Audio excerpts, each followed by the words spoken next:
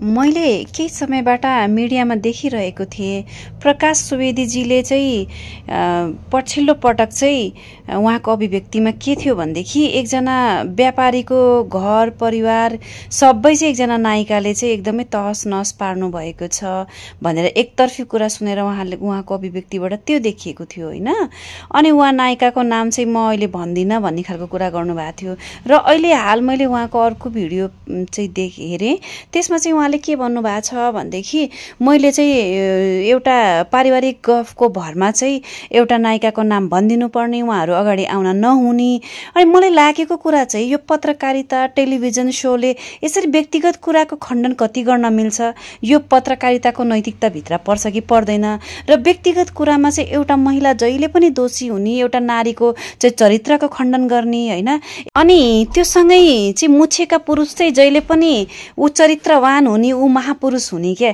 त्यो पुरुषलाई पनि त थाहा थियो होला नि त मेरो घरमा चाहिँ श्रीमती छ, बच्चा छ, परिवार छ भनेर। अहिले आएर चाहिँ त्यो नारीको नाम चाहिँ हामीले सार्वजनिक गरिदिनु पर्ने अरे पत्रकारहरूले लगाएर के हुँदैछ के यो पत्रकारिताको क्षेत्रहरू के हुन् अनि पत्रकारिता गरिरहँदाखेरि हाम्रो क्राइटेरियाहरू मापदण्डहरू के हुन्।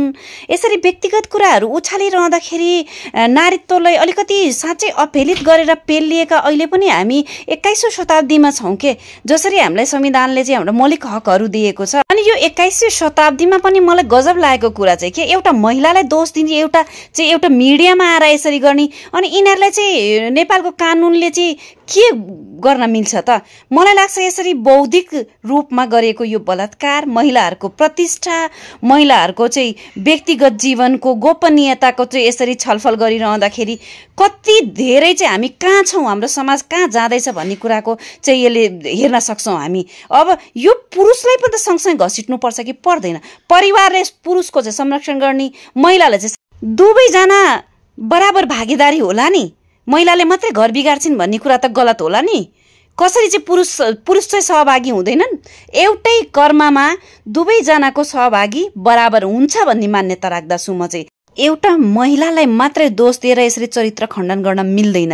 र अर्को कुरा, यो जसरी यसरी मुद्दा उठान गरिएको छ, यसरी मिडियाबाजी गरिएको छ, यो कुरामा चाहिँ सबै जसले प्रयोग गर्नु भएको छ मिडिया सबैले मानहानिको मुद्दा हाल्नुपर्छ।